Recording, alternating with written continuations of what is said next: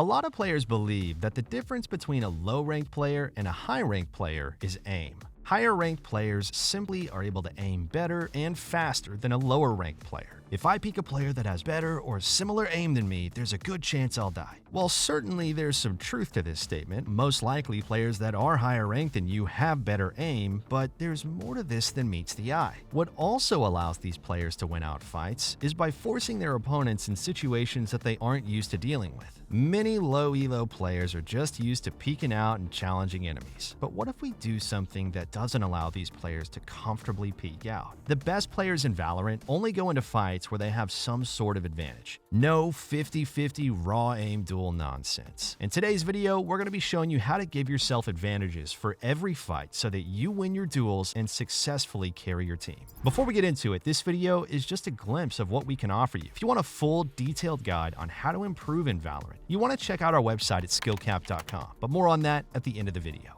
Jumping right into things, one of the biggest ways you can give yourself advantages in duels is by using abilities. There are so many different abilities in Valorant, and how you use them can make or break a fight. With the right ability usage, you can turn a duel completely in your favor. Let's start off with this example.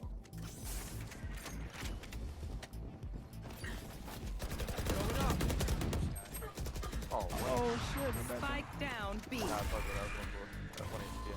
One enemy remaining. Oh! Blinded. Go left.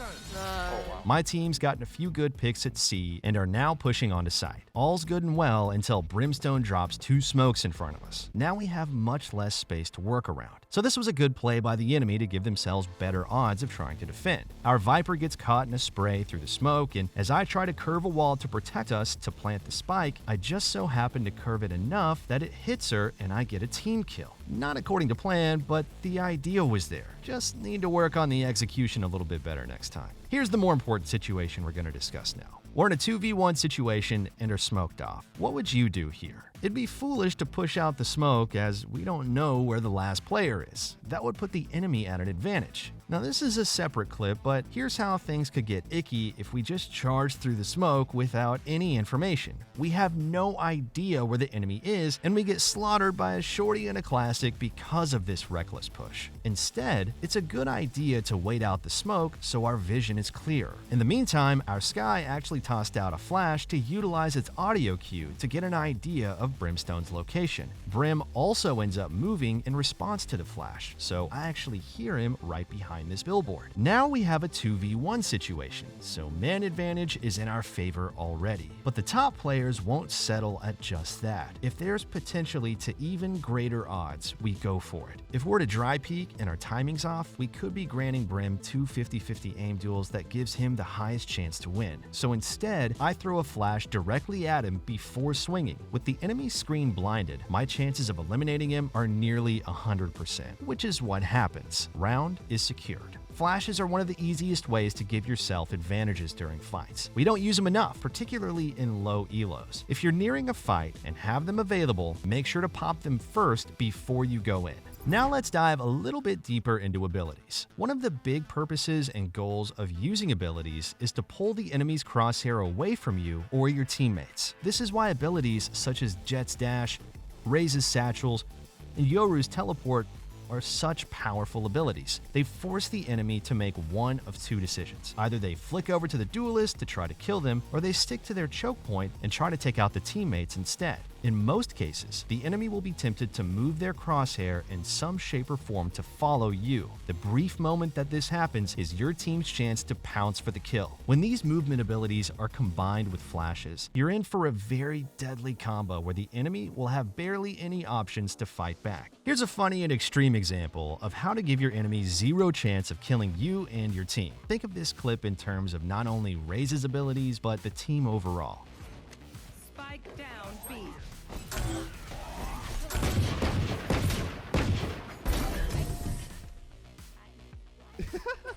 Here we have Tins, and there's one player stuck in the left corner of Garden. There's nowhere for her to move without exposing herself. If we're thinking about how to absolutely guarantee the round win, what would we do here? think about the position of Ten's teammates as well. There's a few options one may think about. One of them is to just push Viper together as a team. However, it's not exactly an option at the moment with just regular movement. All 3 players are too spread out to run at Viper at the same time. Breach is the closest to Octagon, while Tens and Brimstone are still on the site. A nice safe option could be for all 3 players to hover towards the right side of Octagon and wait. Viper eventually would have to swing out and be in a huge disadvantage against multiple people. The third option is to blind Viper and use movement to catch up to Breach for a 2v1. This is what plays out here. Breach chucks his flashes at Viper, which takes out her vision. Tens then satchels in to close the gap and get into the action earlier to help Breach. With these 2 players coming in hot and Viper being blinded, there's no way she comes out alive. And with Tens being Tens, he even goes for the knife kill to further destroy the enemy's confidence. And while talking about abilities, we can't forget about Sentinels. Sentinels have some of the best abilities that can be used to pull the enemies away from yourself. If you peek at the right time when the enemy's distracted by these abilities, you'll have some pretty easy kills coming your way. Placement is key though. You want to position your traps in areas where the enemy will have trouble finding them. That way, there's a higher likelihood the enemy won't be able to just shoot them down and will get hit. Once hit by a trap, it's important to be able to capitalize on them. This is where positioning is important. While the enemy is busy looking at the floor to kill your trap, you want to swoop in for the kill. Here's how things look from my perspective when I fell for the enemy Cypher setup.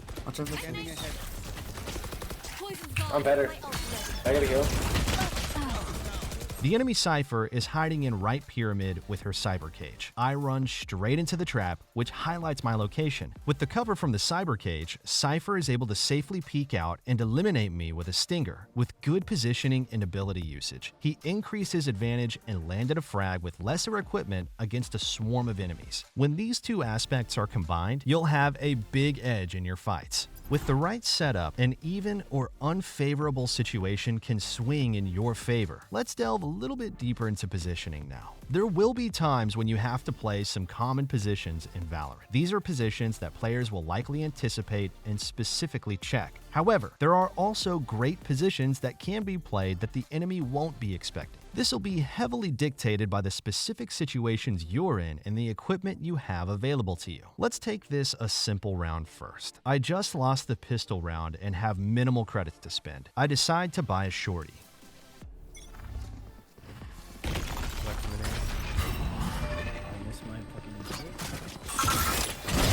Now, if you only had a shorty in hand, how would you try to get a kill? The shorty is a close range weapon, so you want to get into close quarters with the enemy. Ideally, you want to let the enemies run as close as possible to you, and right before they see you, run out to close the gap further for a kill. With this information, I decide to go deep into A main. I quickly hear the enemies approaching, and I have to pay close attention to when they're just about to get in range of the shorty. Right as I feel like they're close and ready to hit the site, I swing out to kill Raze. I don't even care about the boom bot. That would just be a waste of a bullet. My eyes is on the prize, and I get a 1-for-1 trade despite having inferior weaponry. All because I put myself in a position where I had the best odds of fragging with what I had to work with. Now let's go one step further than that. With better equipment and good positioning, you can go beyond just a potential 1-for-1. Here's a round where all I have is a frenzy. The enemy team starts off seemingly like they're going A. They haven't done too many fakes or lurks yet, so I decide to take space B and double check that no one's there. Let's pause here. What would you do in this situation? One option that may have come up is to rotate over to A with the rest of the team. However, if we look at the minimap, there isn't actually anyone that's up on site yet. So there's a decent possibility that the enemy isn't committed to A. A better option would be to stick around B in a position that the enemy wouldn't expect. With the control we've gained, hanging in an off angle and elbow is a great spot. There's a risk you could get pincered here, but typically players will make much more noise rotating to a site after faking. So you'll have a good idea of where they'll be coming from. I'm also holding a wide angle as I know I have a frenzy and need more room for error and damage. Sure enough, the enemy team comes running hot towards B, not anticipating me at all. It's an easy first kill with little risk, high reward, and I start to back away. But hold on a minute, the enemy's hot on my tail. Unless the enemy whiffs, I likely won't be able to escape. Taking that into consideration, the best I could do is come out with one more kill. And with a frenzy in hand, it's not good luck to take a longer range duel, so to maximize my odds, I push back in after I reload. I end up dying, but I come out 2 kills to 1 with a 450 credit weapon through considering the situation and finding out the best scenario for me to frag out. Being at the right place at the right time is crucial to helping you get the best odds on winning out engagements, especially when you're taking good map control. Looks for an area that the enemy is likely to overlook given their situation. Now, all these individual plays are nice and all, but remember, Valorant's a 5v5 shooter. Teamwork is what really makes the dream work. Strength in numbers will almost always guarantee that you come out ahead during an engagement. At the top level, very rarely will you see players going for an individual peak if they have someone by their side that could go with them. Let's just take a look at this round that Tins is playing.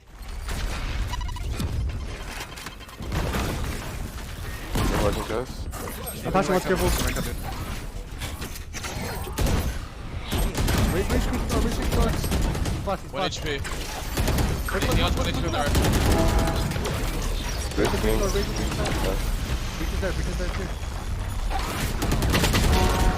That was pretty hectic at the start, wasn't it? The round starts with the enemy team coordinating abilities to try to deny A main control. A breach stun gets followed by a raise grenade, which then gets followed by 2 neon stuns. If anyone had pushed too far out, they would have met certain death. After the initial rush, Tin's team tries to fight back with flashes of their own as well. They know players are swinging through door, so Tins throws 0 point to deny their abilities. He also follows up with Fragment to deny players that are still trying to get out door. This isolates the enemy neon that's already pushed out ahead. Tin's team is able to push together and easily snag that frag now that she was by her lonesome. This brings up another coordinated peek out of doors. Tins is in the front line while Breach is right in front of him. Right as the doors open, the enemy Breach is met with a 2v1 situation. The man advantage makes it easy to snag the frag as the Breach has to take extra time to decide who to shoot. To end it off, Tins is down, but his teammates are in a 2v1. Brim is spotted through Cypher Cam, and a call is made for them to double swing him. With one player being elevated, there would be a very low chance that both players would get fragged. At worst, we would get a 1-for-1 trade and win the duel. Now compare this to if there was no coordination. These two players could have given the enemy Brimstone 2 1v1 duels, which would have greatly increased the odds of Brim winning. The fact that they swung together is what got their odds of winning the round to nearly 100%. Whenever possible, always call for someone to help you swing out at the enemy. In the span of just this one clip, we've already seen multiple double swings on individual enemies. The chances of you and your team coming out ahead will skyrocket if you communicate and challenge players together. And that's all we have for today's video. Whether it's with abilities, positioning, team coordination, or all 3 of these, always go into fights with the best odds possible that you can create. If you do this, you'll find yourself winning way more fights to carry your team to victory. As always, we here at SkillCapped want to thank you all for watching, and we'll catch you in the next one.